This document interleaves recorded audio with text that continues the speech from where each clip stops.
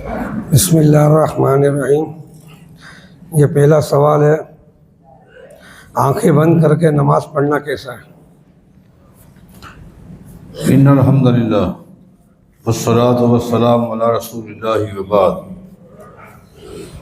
اللہ تعالیٰ نے جس شخص کو آنکھیں دی ہیں اسے چاہیے وہ آنکھیں کھول کے ہی نماز پڑھے۔ جس شخص کو اللہ نے آنکھیں نہیں دی اور اللہ نے ان کو بصیرت سے نوازا ہے تو انشاءاللہ ان کا یہ عمل اللہ کے ہاں انشاءاللہ قبول ہوگا۔ لیکن جان بوجھ کر آنکھیں بند کر کے سمجھتا ہے آدمی اس میں خشوع و خضوع زیادہ ہے اور اسی خشوع و خضوع کی خاطر لوگ آنکھیں بند کر کے نماز پڑھتے ہیں، یہ عمل صحیح نہیں ہے۔ سوال یہ ہے کہ مسلمانوں میں کچھ لوگ دانشتہ اور کچھ لوگ مجبوراً عزل کرتے ہیں اور سب کو فکر ہے کہ آخرت میں سوال ہوگا۔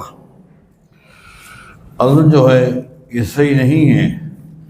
نبی علیہ السلام کا فرمان ہے، اللہ تعالیٰ نے جسے دنیا میں بھیجنا ہے وہ بھیج کے ہی رہے گا، عزل کے ذریعے وہ رک نہیں سکتا۔ اور ایک حدیث میں آتا ہے کہ عزل جو ہے یہ جان بوجھ کر زندہ، جس طرح وہ لوگ اپنی بچیوں کو درگور کر دیتے تھے، یہ بھی ایک طرح کا اس طرح درگور کر دینا ہی ہے جو کہ سخت گناہ ہے، لہذا ہر ممکن اس سے اجتناب کرنی چاہیے۔ سوال یہ ہے، باپ دادا تایا چاچا کے ہوتے ہوئے نانا ماموں لڑکی کا ولی بن سکتے ہیں؟ بچی کا ولی جو ہے وہ اس کا باپ ہے، باپ نہیں ہے، اس کا بھائی ہے، اس کا بیٹا ہے، یہ ولی ہے۔ باپ کے ہوتے ہوئے نانا ولی نہیں بن سکتا، وہ اولا ہے، اس کے ہوتے ہوئے یہ ولی نہیں بن سکتا، اس کو نہیں بنانا چاہیے۔ یہ کیسا ہوتا ہے؟ اصل میں جب اختلافات ہوتے ہیں اور کسی مسئلے میں کسی رشتے میں باپ راضی نہیں ہوتا، بھائی راضی نہیں ہوتے تو پھر آدمی ننیال کی طرف رخ کرتا ہے۔ یہ ترتیب صحیح نہیں ہے، بلکہ جو ولی اولا ہے وہ باپ ہے، اس کو اعتماد میں رکھ کے رشتہ کرنا چاہیے۔ ولیمہ اور عقیقہ کی اول اور آخر مدت کیا ہے؟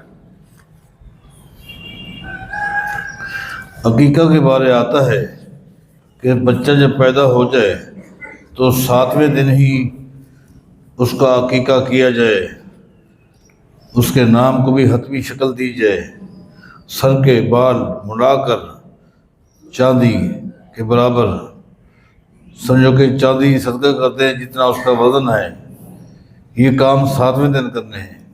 جو 14ویں دن اور 21ویں دن کی روایت ہے وہ سند ضعیف ہے۔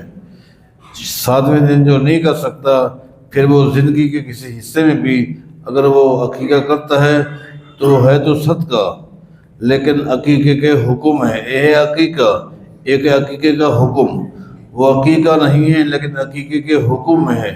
جو ایک سمجھو کہ بچہ پیدا ہوتا ہے اور وہ گروی رہتا ہے، مختلف بیماریوں کی زد میں رہتا ہے، تو جب بندہ صدقہ کرتا ہے تو اللہ تعالیٰ وہ بندھن جو ہے وہ کھول دیتا ہے، لہٰذا بعد میں بھی یہ عمل کر سکتے ہیں۔ اس کے لیے کسی خاص دن کا یا تاریخ کا تعین نہیں ہے، عقیقہ جو ہے وہ 7ویں دن ہی ہے۔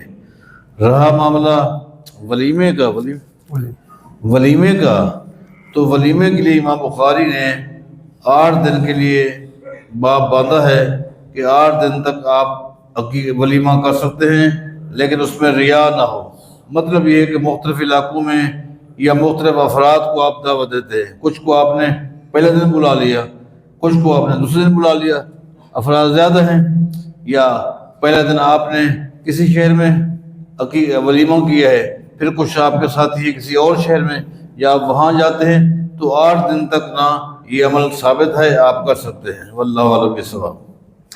اکثر جمعہ کی نماز میں سورۃ الاعلیٰ اور سورۃ الغاشیہ کی تلاوت کی جاتی ہے، کیا قرآن و حدیث میں ان صورتوں کی جمعے کی نماز میں تاکید آئی ہے؟ جی ہاں، نبی علیہ السلام کا یہ عمل ہے کہ آپ جمعہ کی نماز میں یا یہ 2 صورتیں پڑھتے تھے، یا سورۃ الجمعہ ہے، سورۃ المنافقین ہے، وہ بھی احادیث صحیحہ سے ثابت ہے۔ اور عید کی نماز کے اندر بھی آپ کا یہی عمل تھا، یہ آپ کا عمل ہے، لہٰذا اس پر عمل کرنا سمجھو کہ سنت پر عمل ہے، احادیث سے ثابت ہے۔ سوال یہ ہے کہ ہم نے ایک کلپ میں آپ کو دیکھا ہے کہ آپ کسی بزرگ کو پھولوں کا گلدستہ پیش کر رہے ہیں، قرآن و حدیث سے یہ عمل کیسا ہے؟ آپ نے صحیح دیکھا ہے، بیت اللہ کے سابق امام آئے ہوئے تھے، وہ ایک جگہ پروگرام میں وہ موجود تھے، انتظامیہ نے مجھے یہ گلدستہ پیش کیا، میں نے ان کے آگے پیش کیا، یہ بالکل آپ نے صحیح دیکھا۔ بھئی بات یہ ہے کہ نبی علیہ السلام کا فرمان ہے تحابو، تحفے تحائف دیا کرو، اس سے محبت میں اضافہ ہوتا ہے۔ اور ہر وہ چیز جو کسی قوم کی مشابہت میں نہیں رکھتی، یہود و نصارہ ہیں، ہندو ہیں، سکھ ہیں، اگر کوئی چیز کسی قوم کی مشابہت نہیں رکھتی اور اس کے مخصوص شعار کے اندر بھی شامل نہیں ہے تو اس کو آپ بطور ہدیہ کے پیش کرنا جائز ہے۔ تو چونکہ پھول ایک خوشبو ہے، اس کو بطور تحفہ کے پیش کرنا نہ تو اس میں کسی قوم کی مشابہت ہے اور نہ ہی کسی قوم کا شعار خاص ہے، لہٰذا جب نہیں ہے تو پھر آپ تحفہ شکل میں پیش کر سکتے ہیں، جہاں تک میں سمجھتا ہوں، واللہ اعلم بالصواب۔ 4 رکعت والی نماز میں پہلے تشہد میں درود پڑھنا ضروری ہے؟ میرے علم میں نہیں ہے کہ اگر 4 رکعت والی نماز ہے تو درمیانی تشہد جو ہے 2 رکعت کے بعد اس میں درود ہی پڑھا جائے۔ درود پڑھ سکتے ہیں لیکن درود ضروری نہیں ہے۔ مثلا امام صاحب نے اگر وقت زیادہ دیا ہے اور آپ نے وقت کو غنیمت سمجھتے ہوئے درود پڑھ لیے تو جائز ہے، آپ انفرادی طور پر بھی اگر پڑھنا چاہیں تو پڑھ سکتے ہیں، لیکن لازمی قرار دینا اور اس کو لازمی سمجھنا یہ میرے علم میں نہیں ہے، ایسا نہیں ہے۔ حمزہ آخری جو رکعت ہے، آخری تشہد ہے، اس میں پڑھنے کا آپ نے حکم دی ہے، اس میں آپ نے پڑھنا ہے، لازم ہے۔ وکالت کا پیشہ کیسا ہے؟ کیونکہ اس میں اکثر مجرم کے دفاع کے لیے اور اکثر مظلوم کے انصاف کے لیے مقدمہ لڑا جاتا ہے۔ دیکھیں، وکیل کہتے ہیں ترجمان کو، جو کسی مظلوم کی ترجمانی کرتا ہے، جو شخص مظلوم ہے اس کی بات کو ایک مخصوص انداز میں آگے انتظامیہ کے آگے، حکمرانوں کے آگے پیش کرتا ہے، یہ تو صحیح ہے، اس میں کوئی قباحت نہیں، اور اس میں جو وقت لگائے گا لا محالہ اپنے وقت کا وہ پیسہ بھی لے گا، صحیح ہے۔ لیکن جو ظالم کو مظلوم اور مظلوم کو ظالم قرار دیتے ہیں، اس طریقے سے یہ پیشہ ناجائز ہوگا، یہ عمل بھی ناجائز ہوگا، اور اس عمل پر بھی جو کچھ وہ لے گا وہ بھی کمائی اس کی حرام کی ہوگی۔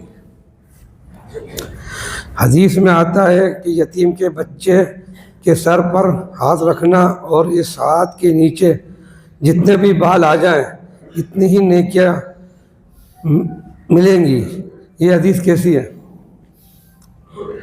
دیکھیں، یہ حدیث تو صحیح ہے کہ نبی علیہ السلام کے پاس ایک شخص آیا اور اس نے آ کر عرض کی کہ اے اللہ کے رسول صلی اللہ علیہ وسلم، ایک مسلمان کے دل میں جو نرمی ہونی چاہیے وہ نرمی میرے دل میں نہیں ہے، میرا دل بہت سخت ہے۔ تو آپ نے 2 کام اس کو بتائے تھے، 2 کام، اگر تو یہ کام کرے گا تیرے دل کے اندر نرمی پیدا ہو جائے گی۔ ایک تو یہ ہے کہ مسکینوں کو تو کھانا کھلایا کر، دوسرا یہ ہے کہ یتیم کے ساتھ پر تو ہاتھ رکھا کر۔ ہاتھ رکھنا یہ ایک جملہ ہے، اس کی تشریح یہ ہے کہ مکمل تو یتیم کی سرپرستی کر۔ ہاتھ رکھنے کا مطلب یہی ہوتا ہے سرپرستی کر، یعنی اس کے ساتھ مکمل تعاون کر، اس کی تعلیم کے حوالے سے، تربیت کے حوالے سے، لباس کے حوالے سے، علاج کے حوالے سے، نان نفقہ کے حوالے سے تو اس کے ساتھ تعاون کر، جتنا اللہ نے تجھے توفیق دی ہے، تو اس سے کیا ہوگا؟ اللہ تیرے دل کو نرم کر دے گا۔ رہا معاملہ اس حدیث کا جو پیش کی جاتی ہے کہ اگر یتیم کے سر پر ہاتھ رکھ دیا جائے، اس ہاتھ کے نیچے جتنے بال آ جائیں گے اتنی نیکیاں ملیں گی، یہ روایت بال اتفاق ضعیف ہے، یہ حدیث صحیح نہیں ہے۔ سوال یہ ہے، نبی علیہ السلام کی معراج کا واقعہ تو پہلے کا ہے اور حضرت جعفر طیار کی شہادت باز کی ہے، تو نبی علیہ السلام نے انہیں فرشتوں کے ساتھ اڑتے ہوئے معراج والی رات کیسے دیکھا؟ دیکھیں، نبی علیہ السلام نے ایک مرتبہ جو معراج کی ہے وہ جسمانی کی ہے، جسمانی کی، اور کئی مرتبہ نبی علیہ السلام نے خواب کی حالت میں جنت کی سیر کی ہے۔ ایک مرتبہ جسمانی آپ نے جنت کی سیر کی ہے، جہنم کو دیکھا ہے، اور اس کے علاوہ کئی مرتبہ نبی علیہ السلام نے خواب میں جنت کو دیکھا ہے، جنت کے مناظر آپ کو دکھلائے گئے۔ تو یہ انہی میں سے ایک واقعہ یہ بھی ہے کہ ایک رات نبی علیہ السلام نے خواب دیکھا، اور خواب میں آپ نے کیا دیکھا کہ جعفر طیار جو ہیں وہ فرشتوں کے ساتھ اڑ رہے ہیں، اور امیر حمزہ جو ہیں وہ چار پہیے کے ساتھ ٹیک لگا کر بیٹھے ہوئے ہیں۔ یہ حدیث صحیح ہے، اور یہ آپ کے خواب کا واقعہ ہے جو نبی علیہ السلام نے خواب میں ان دونوں کو دیکھا تھا۔ ہم 3 بھائی ہیں اور 3 بہنیں ہیں۔ میرے والد صاحب نے 2 مکان خریدے تھے۔ جب ہم جوان ہوئے تو ہم نے اپنے کاروبار کو نئے سرے سے شروع کیا تھا۔ ہم نے اس کاروبار سے 2 مکان اور مزید لیے ہیں۔ سوال یہ ہے کہ والد صاحب کی وراثت میں تمام مکان شامل ہیں یا صرف وہ 2 مکان جو انہوں نے خریدے تھے؟ دیکھیں، جس چیز کو آپ خود سمجھتے ہیں آپ اپنے ضمیر سے پوچھیں، آپ اپنے آپ سے سوال کریں کہ ان میں سے کون سی چیزیں ہیں جو آپ کے والد صاحب کی ہیں اور کون سی چیزیں ہیں جو آپ کی ہیں۔ لہذا وہ مکان تو آپ نے بتا ہی دیے کہ والد صاحب کے تھے، وہ تو جائیداد میں تقسیم ہوں گے، وہ اس کی جائیداد ہے۔ باقی جو کچھ آپ نے لیا تو لیتے وقت اس وقت والد صاحب کی حیثیت کو سمجھیں۔ آپ الگ تھے، الگ کاروبار کر رہے تھے، اور الگ کاروبار کرتے ہوئے آپ نے چیزیں خرید کی، اور والد صاحب کا بھی اسی بات میں اتفاق تھا کہ یہ آپ کی اپنی محنت ہے، تو پھر وہ وراثت نہیں ہوگی، وہ آپ کی ہوگی۔ لیکن اگر والد صاحب کی سرپرستی میں والد صاحب کے پیسے سے آپ نے کاروبار کیا تو اس کی نوعیت کچھ اور ہوگی۔ اس کا تعلق کیونکہ وراثت سے ہے، اور وراثت کا مسئلہ بڑا اہم ترین ہوتا ہے۔ میں ہمیشہ کہتا ہوں وراثت کے حوالے سے جو بھی سوال کرنا ہو وہ انفرادی نشست میں آ کر کیا کریں۔ بہت ساری چیزیں ہیں جو میں نے اس سوال کے ضمن میں پوچھ لی ہیں، آپ آئیں گے اور میں آپ سے پوچھوں گا، اس کے بعد اس کے مطابق آپ کو فتویٰ دیا جائے گا۔ بغیر دھوئے ہوئے برتن اگر رات بھر رکھے رہیں تو اس میں کوئی شرعی عذر ہے؟ نبی علیہ السلام کا فرمان ہے برتنوں کو نہ ڈھانپ کے رکھا کرو، یہ حکم ہے۔ اور رات کا خاص طور پر کہا ہے، کچھ اللہ کی مخلوقیں ایسے بھی ہیں جو چکر لگاتی رہتی ہیں، رات کو تمہارے برتن جو ہے نا یہ بند ہونے چاہیے، یہ تو مطلقاً آپ کا حکم ہے، اور جب رات ہے تو وہ اولا ہے۔ لہذا رات کو برتن جو ہیں وہ برتن جن میں کوئی نہ کوئی چیز موجود ہے، کوئی نہ کوئی چیز کھانے کی پینے کی کوئی چیز موجود ہے، اسے آپ ڈھانپ کے ہی رکھیں۔ جو خالی ہیں وہ تو خالی ہی ہیں، اس کے لیے میرے علم میں نہیں ہے کہ ان کو بھی آپ نے ڈھانپ کے ہی رکھنا ہے، لیکن جن چیزوں میں جن برتنوں میں کوئی چیز ہے ان کو ڈھانپنے کے کا شریعت میں حکم موجود ہے۔ سبحان اللہ۔